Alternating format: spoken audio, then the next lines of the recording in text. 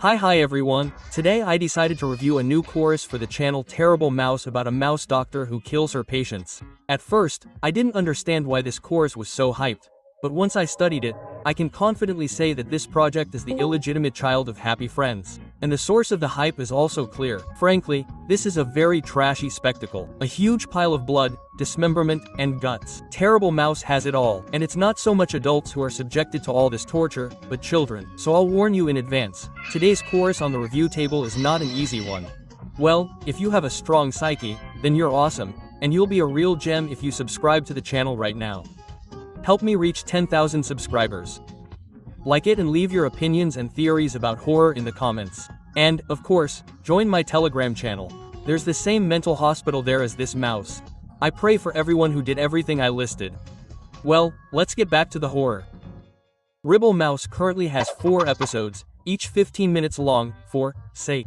The first horror episode begins with the caption, "Cute Creatures." That, I understand, is the name of this hospital. What could be cuter next to a hospital, cute little creatures, than a severed leg in a snowman and corpses inside? Guess this girl's reaction to what she sees. The action moves to the hospital, where 3 friends are sitting, a boy, a girl, and a boy with a scarf. The girl is sick, and these 2 guys are with her. She whines about how bad she feels because of her illness, and the guy scares the boy in the scarf with orcs and doctors. And yes, we also learn that the boy in the scarf is named Robbie, but then a mouse doctor appears. Lord, have mercy. I don't want to know how many pictures of her they've made on Site 34. So she starts babbling about being a doctor, and how good it is that her friends chose her hospital. The guy in the blue sweater senses something is wrong and wants to leave, but the mouse, alas, won't let him, trying to persuade him. Guess where the children will be treated? Of course, in a basement full of children, just like mine. The girl and Robbie go down the stairs, and the boy is about to calmly go down too, but the mouse, in the kindness of his heart, pushes him down the stairs, and then kicks down the door. And all the children are happy to see Dr. Mouse, hugging each other. And the girl we know also gives the mouse some medicine, which turns out to be a sleeping pill. Well, in short, everyone falls asleep except our 3 heroes. And then all hell breaks loose. All the heroes run away. The mouse strangles the girl, but doesn't make it. Her friends save her, and then they all run out of the basement, and the mouse kicks down the door again, this time from the basement, and the kids upstairs see it, sitting on their work clothes, and realize the mouse is downright mean. But the mouse says the kids attacked her and that there's blood on her paw. While she was saying this, she stuck a syringe up Robbie's ass. Well, the kids believe her and leave with a good heart, and the doctor decides to have some fun. Then things get so bad that I'm surprised YouTube allows this. So, disclaimer again, what follows is dismemberment. She ties up the kids she's sedated in the basement and starts chopping off their heads with a chainsaw, and then starts torturing our 3 heroes. She injects the guy with some kind of MG liquid from his brother, and tears the girl's face off. Basically, I'll repeat myself for the 3rd time. Ellipsis. The mouse, during the torture, reveals who she is. Well, the mouse is just a mouse, tortured to become more human, and because of that, she hates all people. And the hospital isn't a hospital at all, it's some kind of testing ground where even more people like her are kept. And they all wish only death on people. Not a single child has ever managed to escape from the cute little animals. They're deep underground, because the hospital has 12 floors, and they're all killed and tortured by these animals. But nevertheless, there are a couple of surviving children left in the hospital. The last shot shows us Robbie, who attracted the mouse's attention with a teddy bear from a box. And that's where the first episode ends. For now, don't ask me what happened to the girl or that guy, about whom I still haven't told you what happened. Well, one was injected with juice for 17 hryvnia, the second had his face ripped apart, and in general, her entire body is made of chiseled spikes. If you still haven't figured out what happens after such injuries, don't worry. The following episodes will tell you all about it. But what they won't show you is where the best places to get games and top up your Steam account are. We're talking, of course, about Case for Gamers. It's one of the most profitable and accessible platforms for purchasing digital goods. Here you'll find a huge selection of games and in-game currency at the best prices. There are new releases as well as games no longer available in official stores. For example, you can buy repos here at a very competitive price. And if you don't want to buy keys, you can always top up your Steam account in 2 clicks with a commission of just 3%. This is one of the lowest commissions on the market. Plus, there are DLC, gift cards, and software. You'll find everything here. If you're a console fan, like PlayStation, you can buy games for it. But if you're a mobile gamer, the platform sells currency for PUBG, Mobile Legends, and many other games. And with the promo code FUSIA, you'll also get a 15% discount. There are many payment methods available: SBP, mirror card, and cryptocurrency. If you're still hesitant about purchasing and think you're being ripped off, you're wrong, as the platform has stood the test of time. Numerous people make purchases on it every day and receive their goods instantly. And if you do have any questions, our support team is always ready to help. Buy games and top up your Steam account at Sauce for gamers at the best prices. All links are in the description in the pinned comment. Follow the link and save right now. The second episode is some kind of epic anime fighting game in the style of a magical battle, where children in a cage, including our friend Robbie, fight one by one with a mouse. And who would have doubted it? Naturally, the mouse dismembers everyone. The lab mice and Cokes look on.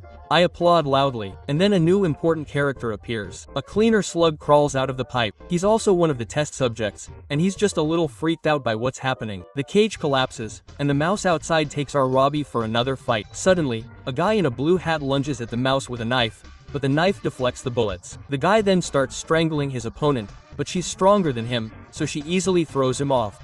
And that's basically it. Death. But the mouse decides to play around, so she injects the guy with steroids. And now the real fight begins, one that surpasses Goj, Sator and Sukuna. However, by the end, the guy starts coughing up blood due to the serum and almost dies.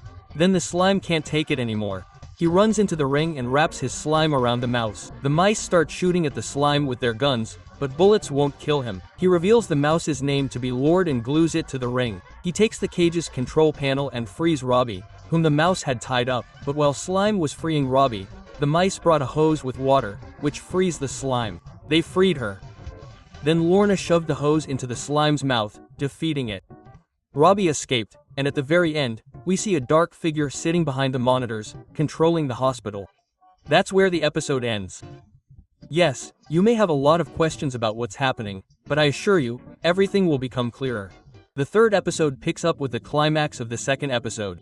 Robbie escapes with the kid who fought the mouse. They enter a warehouse where the ghost girl is still located, but she quickly becomes invisible and begins simply following the guys.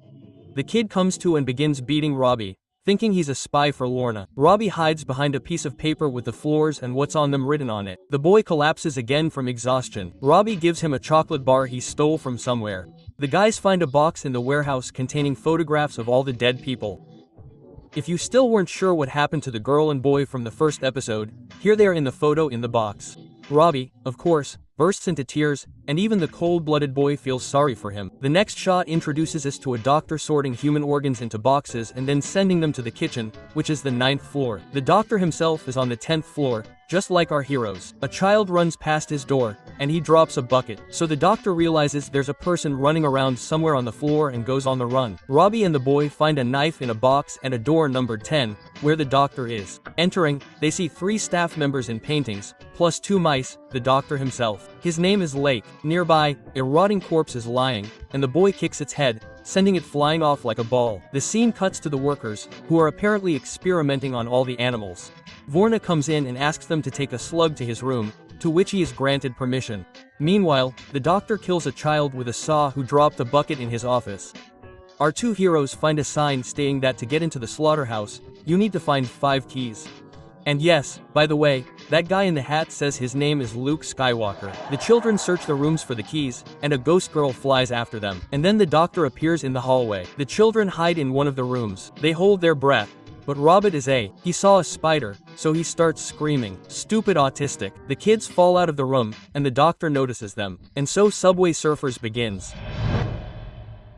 The shot changes back to Lorna's room. She's heating up the rocks. Not to go to the steam room, but to torture the slug with them. And surprisingly, it hurts, whereas the bullets didn't hurt. The slug tries to convince the mouse that not all people are bad and not everyone supports animal testing, but Lorna says that's nonsense and only gets angrier.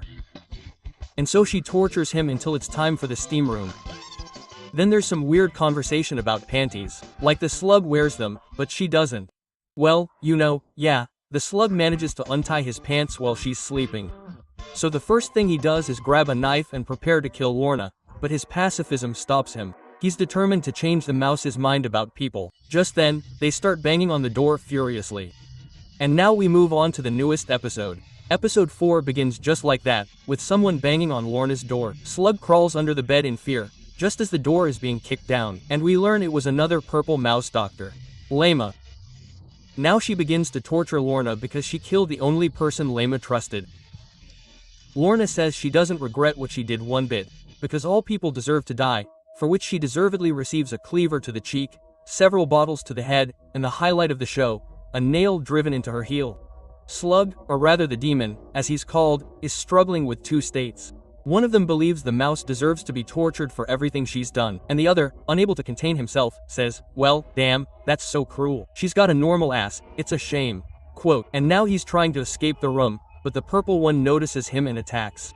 But it's a slug, so it simply glues Lema to the floor, just like Lorna in the ring, and for some reason picks Lorena up and tries to escape with her. But then the purple one's sister, Layla, comes running, but she ends up getting glued too during the scuffle. Lorena is afraid the slug will kill her after everything she's done. Even though it says it wants to help, it ends up grabbing her. Then one of the workers opens the door with a hose in his hand. He starts watering the slug, and then runs away. DM runs into the elevator and goes to the 10th floor, straight to the slaughterhouse. This elevator is specially made not for people, but for monsters. If there's a person in the elevator, they will die. The elevator takes the slug to the slaughterhouse, and he's naturally horrified by what he sees. He also finds a tablet containing all of Lorna's records of human murders, over 300 photos of each dead person, and numerous videos of their torture. In one of the videos, Lorna tortures the very man who made Lema attack Lorna in the first place. It's a police officer. She threatened to send their entire group to prison, but Lorna just laughed at her, saying she wasn't afraid of the police. She starts chopping off the man's head with a police chainsaw, causing his documents to fall. They had a name on them. DM is the same as the slugs. So it's possible that this woman ultimately became a slug.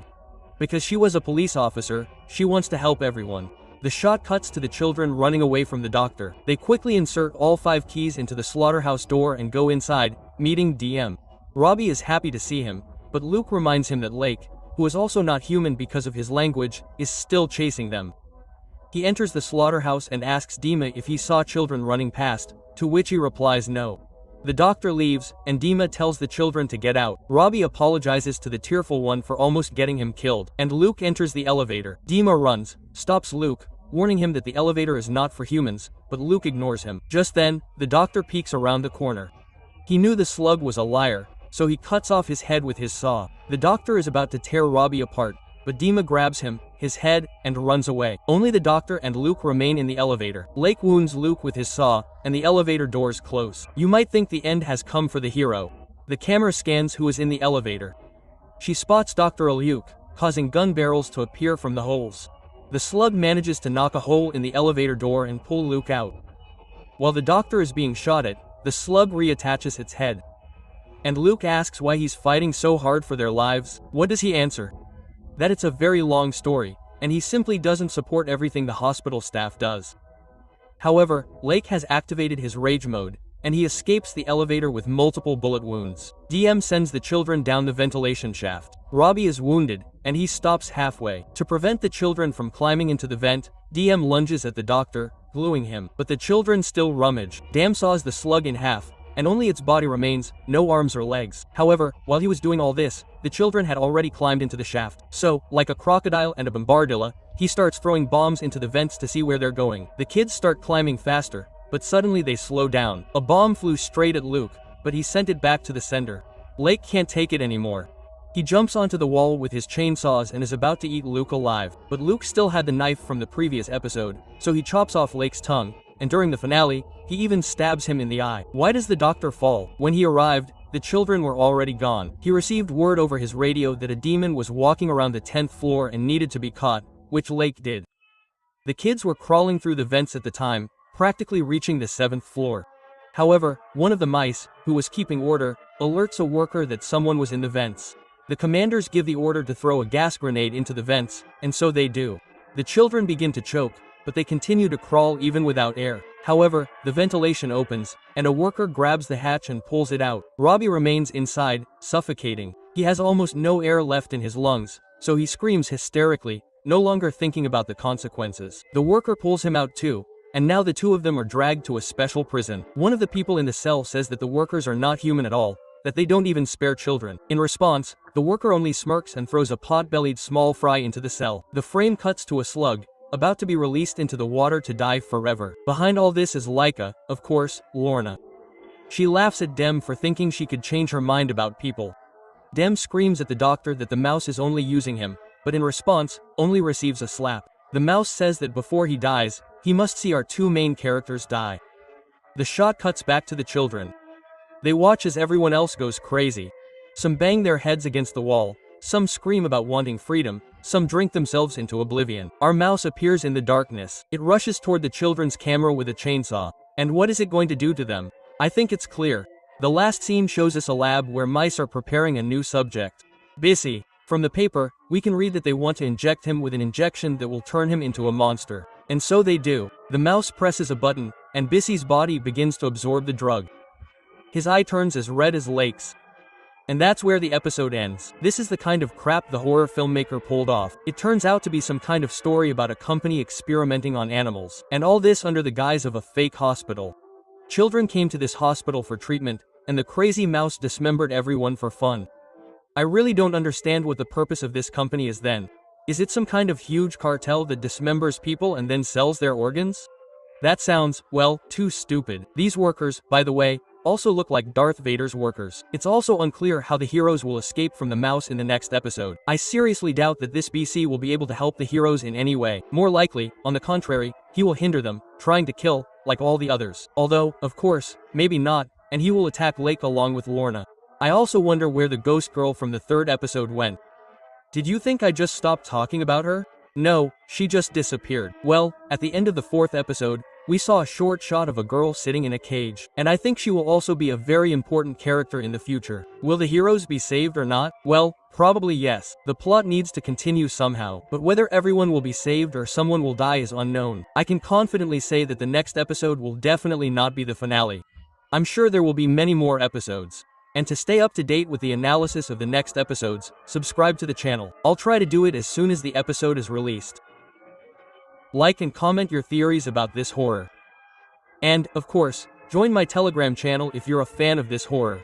Thanks for watching, and until the next one.